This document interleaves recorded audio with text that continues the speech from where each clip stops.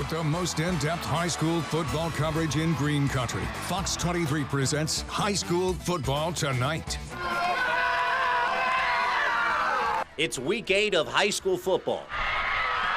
And thanks to a little weather headed our way, we got a jump start on all the action.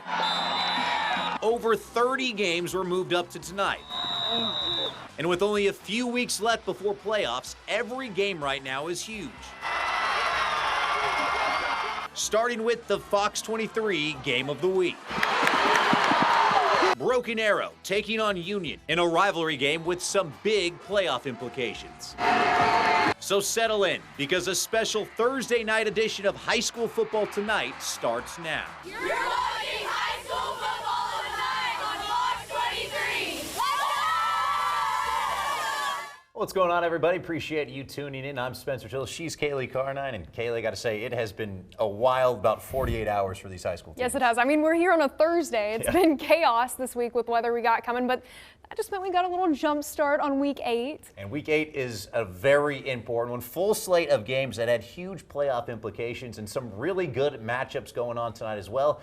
Only 3 weeks left in the regular season. At this point, these games can either win or possibly lose you a district title. And that was certainly the case in our Fox 23 Game of the Week. Broken Arrow taking on Union. Yeah, for sure. Paige Orr is covering the game for us tonight and joins us now live from the stadium. And Paige, if either of these teams were going to win the district title, this was a must-win. That's right, guys. This one had huge implications, not only for pride. This is a long-standing rivalry between the two teams of Broken Arrow and Union, but like you guys have talked about, playoff implications. These teams came in both 3-1 in their district, sitting at second, so whoever won this game was likely going to have the fast track to a first-round bye and getting to host a quarterfinal game. And let me tell you what, Broken Arrow Tigers came in here and said, this game is ours. You've got to check out how their defense played in this first half. Week 8 football action, Union visiting Broken Arrow. They came in tied for second place in their district. Broken Arrow right out of the gate decides to take to the air. Check this out, on the run, Jeremiah Satimba drops it in the bucket. One of his favorite targets, Samaj Stanford, gets them to the 20-yard line. Tigers take a direct snap to Titan Hicks. He gets in there. They go for 2 and get it 8-0. Broken Arrow leads, 10 minutes left in the first quarter. Union looking to answer on their first drive. Dylan Taylor drops back. He finds Brighton Dewberry in the end zone. That's a 26-yard touchdown pass. Broken Arrow leads 8-7, 3:06 left in the first quarter. Union trying to get some momentum going. They go for it on 4th down and are stopped at the goal line. The Tigers defense absolutely electric about it. It's still 8-7, Broken Arrow, 7 minutes left in the second quarter. Union looking to get something going, but once again, it's the Tiger defense. This time, Gabriel Manning strips the ball. John Broll scoop and score for the big man, 25 yards. Broken Arrow leads 15-7, 1 minute left in the second quarter. At the half, it's Broken Arrow 15, Union 7. Final score, Broken Arrow 29, Union 10. Like I said, the Tigers just came out and absolutely dominated in that second half, and they took this one home, hoping to get some good postseason things out of this. The rain did not stop them. I told you guys it just rained down Tigers here this evening. And hear this, it broke Union's 7-game winning streak in this series. So the Tigers said, not today, Red Hawks. They take this one home. I'm going to go ahead and send it on back to you guys at the desk. I'm Paige Orr, Fox 23 Sports. Union was also 45-7 all-time against BA before tonight, so that is a massive win for the Tigers. Sure. Thank you, Paige, for that. Well, we had an incredible run recently for Bixby. They set the standards, and they were even breaking them by their own marks. The last 3 games, they've won by an average of 75 points. Whoa. That's a lot. Tonight, they were looking to add on to that as they hit the road to take on 5th-ranked Mustang. And I got to say, after saying all of that, this has turned into a bit of a surprise. Now, Jaden O'Neill is the starting quarterback for Mustang. He is a 4-star recruit that is committed to Florida State, and he looked the part early on with the touchdown strike right there as the Broncos would grab the lead. Well, back comes Bixby. Eventually, you knew they would. Jack Gill up the gut. He goes on in for the score, but hold the phone because we aren't done just yet. Just before the half, Mustang, a little broken play and a broken tackle, and that is a 65-yard touchdown strike. Mustang takes the lead with about a minute to go in the half. Now Bixby would kick a field goal to go up in front.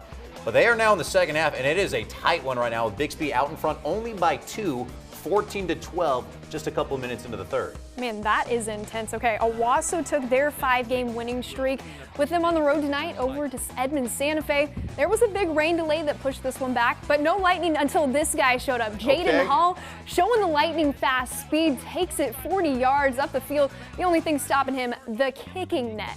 A couple plays later, it's Hall again taking it up the middle. Touchdown Rams. They take the early lead 7-0. Santa Fe up 8-7 now, but here comes Jaden Hall again. Hall gets to the outside, then turns on the Jets. House call for Hall, 45-yard go-ahead touchdown, and wrapping up the second quarter with Owasso up 21-8 at the half. Well, how about this? Jenks taking on Moore tonight, trying to improve their all-time record against the Lions to a perfect 10-0. The Trojans were going straight to work. Opening drive, Landon Kazar decides to keep it himself, strolls on in for the touchdown. Jenks up 7-0.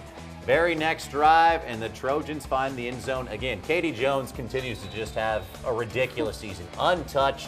4 minutes in, make it 14-0. After the Lions got a touchdown, it was the Trojans again. Kazar this time going to the air on the slant over to McAlester Dillard right there. That is good for 6. And then in the second, they go ahead and do this. Katie, apparently he can pass as well over the top. He finds Luke McGinley. And Jenks gets a statement win, 67-14 the final. Nice. Well, we talked about how big some of these games are tonight, and for district titles, well, the biggest game tonight might have been going on over at Muscogee. Yeah, that's right. The Roughers have owned this district the last few years. Well, they had a matchup tonight against Sand Springs, and this was a massive one tonight. Devin Lyon is covering the game for us tonight, and he joins us now live from the field. And Devin, this one kind of felt like a playoff game. It absolutely did, guys. Both teams were undefeated in district play going into tonight's game, and it was by definition just a complete shootout. Here's a look at how things went down. Lots of energy behind this game between the Muscogee Roughers and the Sand Springs Sandites. Both teams looking to claim the top spot in district play. Sand Springs with the ball first. Number 6, Easton Webb with the ball tossed to Paxton Salazar. It's a trick play. Deep pass to number 2, Dominic Forbes. Wide open. Takes it to the house for an early lead. Muscogee with the ball. They throw an interception. That's number 10, Trey Pope for the Sandites. But the Roughers get it back right here. The very next play, number 13, Jamie Beasley. That's a pick 6. Muscogee's on the board. Sand Springs back with the ball in great field position. Webb, quick pitch to Forbes. And he fights, breaking tackles, and into the end zone. Touchdown. Sandites up 14-16. Second quarter now, Muscogee with the ball. Number 10, Kaysen Delgado pass. Even Golden tips the ball to himself. Doesn't matter. Takes it right down the middle. Sets him up for this QB keeper from Delgado. Roughers touchdown. Scores 13-14. Sand Springs answers back. Quick, number 12, Tristan Birmingham racing up the middle. He goes all the way to the end zone. Sandites up again, 21-13. Muscogee trying to tie it up at half. Delgado, quick dump pass here to Coda Barnowski. He pushes, he rumbles all the way to the end zone. That's a touchdown. Roughers want 2, and they'll get it. Delgado out of the pocket, looking. Quick pass to 13, Jamie Beasley. A tie game, knotted up at 21. Sandites would extend their lead once more before half, going up 28-21. Guys, I'll tell you, that felt like a complete playoff game. The Sandites would keep extending that lead through the game. Sand Springs would win with a final score of 49-28. Looking towards next week, Muscogee will hit the road to take on the Sapulpa Chieftains. Meanwhile, Sand Springs will head home to host Putnam City North. I'm going to send it back to you guys. Thanks, Devin. Well, speaking of those Sapulpa Chieftains, they were undefeated in district, and they were back in action tonight on the road taking on PC North. And this ended up being a really good ball game. Let's pick things up in the first. The Chieftains going to work. Braxton Braddix back the pass, and he finds Jackson Stone. That is a 20-yard strike. Sapulpa strikes first. Then in the second, they decide to go back out to the air. It was Braddix this time throwing this one to the moon. It comes up, it comes down to the waiting arms of Bryce Curran. That is good for a 57-yard catch and score. And the air raid wasn't over just yet. Next possession, Braxton again in the pocket, steps up, throws into triple coverage, and somehow he finds Curran with 1 foot in the back of the end zone. Sapulpa put in on a highlight reel as they're up 40-7 right now in the third. What a game. Okay, Bartlesville is fresh off their first win of the year, and we're trying to make it 2 straight as they were taking on Ponca City. First quarter, Michael Kent trying to pitch it back to Sutton Williams, but he just misses it and lands on it in the end zone. It'll be safety for Ponca City. A couple minutes later, Inola Rogers gets it from 5 yards out. The cat just clawing through the Bartlesville defense, and he's in for 6. Ponca City goes up 8-0 with 6 left in the first quarter. But Bartlesville not backing down. Michael Kent completes a screen pass to Matthew Sears, and then Sears sails one over to Harrison Ketchum. A 67-yard touchdown. Bruins chipping away at the lead, down 3 with 4 to go in the first. And this game went down to the wire, but Ponca City pulls it off 24-23 the final. All right, it's time for our first commercial break, but on the other side, we're going to head over to McAlester to see how the Buffs did against Booker T. Keep it right here. You're watching high school football tonight on Fox 23.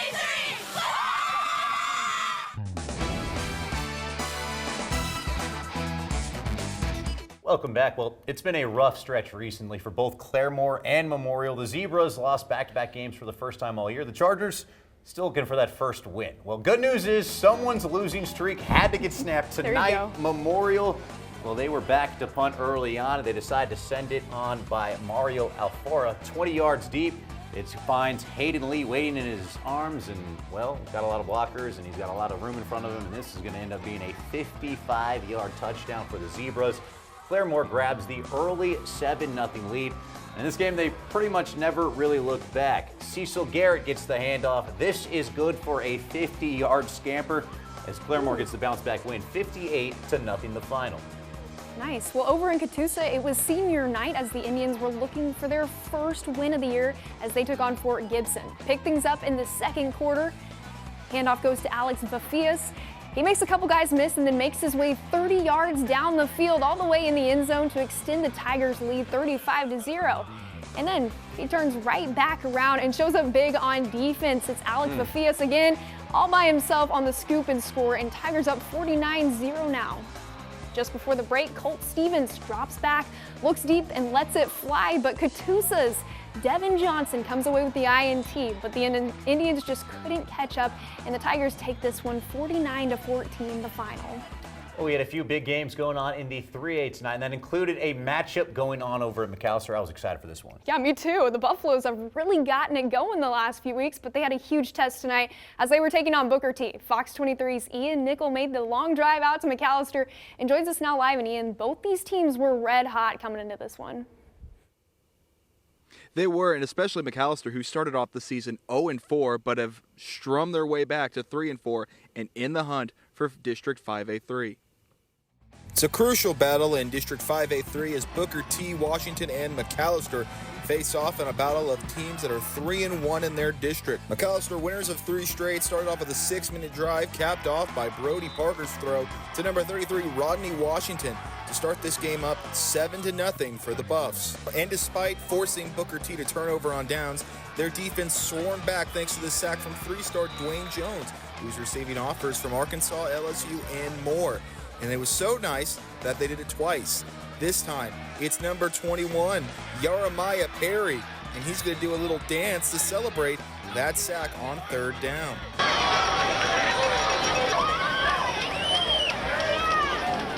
And this has to be the play of the game right here. Max Houston on 3rd and 8 from the 41-yard line. He's going to feel the pressure quick. He's going to scramble and run. He's looking like Houdini, and he's going to throw up a prayer over to number 6, Jaminian Compton, who catches it and converts the first down.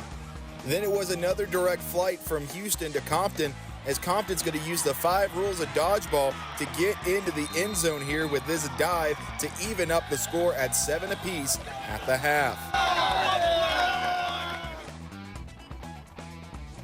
And McAlester ended up taking this one away in the second half, winning this one 29-15, and they are still in the hunt for that district title. They do have Coweta ahead of them, but because they already lost to Coweta, they now have to rely on the team they just faced, Booker T. That's who Coweta faces next week.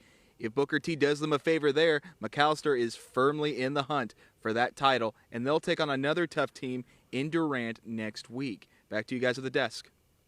Thank you, Ian. Well, let's keep things rolling and head over to Sequoyah, Claremore, where the Eagles were taking on Cascia Hall tonight. Now, the Commandos have been on a roll lately. They've won 4 straight coming in, pick things up in the second, and Deshaun McBride takes this one in from 2 yards out. Cascia up 21-3. Now, ensuing drive for the Eagles, there's less than a minute to play in the half. They're trying to make something happen, but it gets picked off by Alex Nathanman, and he's going to go 80 yards on the pick six. Complete momentum swing headed into the locker room. Second half of the Commandos, well, they just kept on coming. Barrett Mullen back to pass, finds Beckett Garcia, and Cascia makes it 5 straight, 42-10, your final. It was senior night at Inola tonight as they were taking on Vinita. The Longhorns were just 2-17 all time against the Hornets, but they looked really good tonight. On Inola's opening drive, it's the freshman, Jace Kent, calling his own number. He gets to the right side, breaks through a little traffic, and lights up the scoreboard first for the Longhorns. Inola up 7-0 early. But not too long after, the Hornets finding an answer. Trey Tanner finds DJ Smith on a swing pass, and DJ Danson dodging defenders left and right. He reaches for the end zone and gets the touchdown to tie it all up. A couple minutes later, Brendan Lally says, "Excuse me, I'll just get by you," sneaking his way in for the go-ahead touchdown, and Inola takes it 54-14 the final. Metro Christian put their perfect record on the line tonight, taking on Westville for senior night. Opening drive for the Patriots, and check this out. Kincaid Ing, the pass goes right through the arms of the defender and then pops into the lap of Finn Copeland. Well, that's just how you draw it up right there. Ing hasn't thrown an interception all year long, and, well, he keeps it that way. For next drive, Metro driving in. Ing on the screen over to Finley Copeland. That's a 45-yard score as Metro goes on to get the win, 41-0, your final. How about a little love for the small schools? Nowata hitting the field tonight, hosting 6th-ranked Pawnee. Black Bears have looked really good this year, and they were dominating again. Coy McWilliams back to pass, finds Deacon Britt, and he is gone. 55 yards all the way to house. That puts Pawnee up 50-6 early in the 4th. The Ironmen not done yet, though. The handoff is to Brett Malone. He's got it from all kinds of room in front of him. 65 yards for the score. Pawnee wins 52-12. All right, it is time for our last commercial break. But coming up next, it's time for the big finish. Our top plays of the night are on the way. I've got Barry Lewis of the Tulsa World here with me, ready to break down all of the biggest games across Green Country, so stick around. You're watching high school football tonight on Fox 23. Let's go!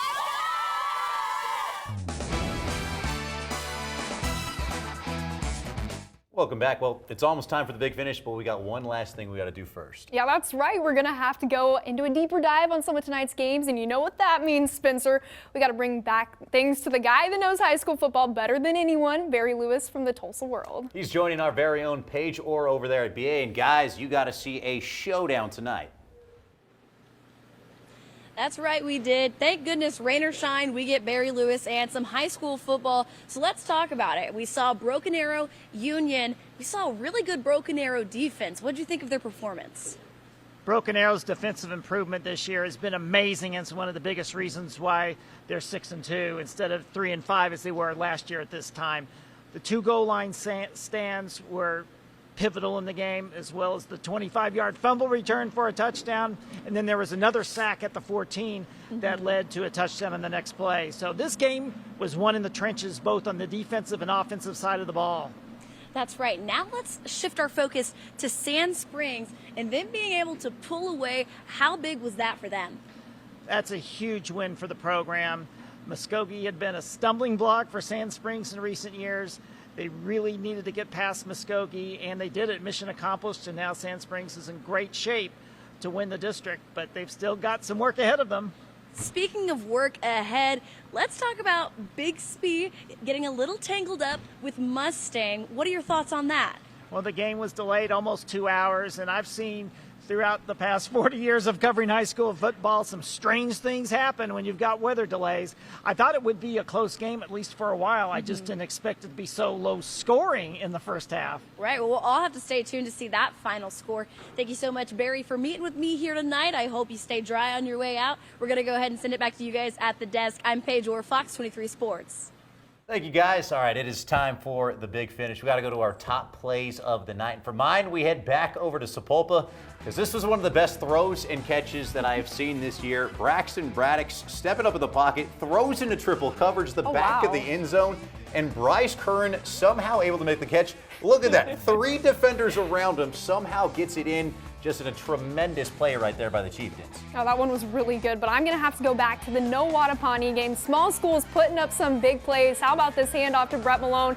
And nothing but green grass in front of him, 65 yards all the way to the house, and Pawnee just dominating that game. Give you a quick update on the Bixby game. They did just get a touchdown on the Spartans, so now they are up 21-12 here in the second half. Still a tight ball game. We'll see if the Spartans can hold on because that is a surprising score right there. For sure. But that is all the time we got for you tonight. Thank you so much for tuning in. Before we leave you tonight, I want to share some of the best highlights that we have, and we will see you guys all here not same time. We'll see you on Friday of next week. Friday Night Lights. Back to normal scheduling. Have a great night, everybody.